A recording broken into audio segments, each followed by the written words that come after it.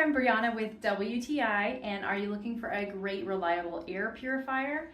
Then check out this one by Afloia. This is a great air purifier if you have pets. You have 3 different modes, low, medium, and high, and you also have a timer function, so you can set it for 2, 4, or 8 hours, and then it'll turn off. You also get a nice little night light option that has a dim light and a little bit brighter green light. And I can smell the difference in the air coming out of this air purifier. Here you can see the power that comes out with each level. So here it is on low, on medium, and on high. So on high, it is really blowing. It's almost like a fan, but any of these modes are definitely gonna purify the air in your home. Here is the filter at the bottom. So all you're gonna do is you twist off the base and then you pull out your filter. Now beware, I will warn you that I have a bunny who sheds a lot, and this filter has been in here for a couple of months. You can see it is covered with hair. So what I'm gonna do later is just dust off the hair and then replace it soon. The filters last between 3 and 6 months.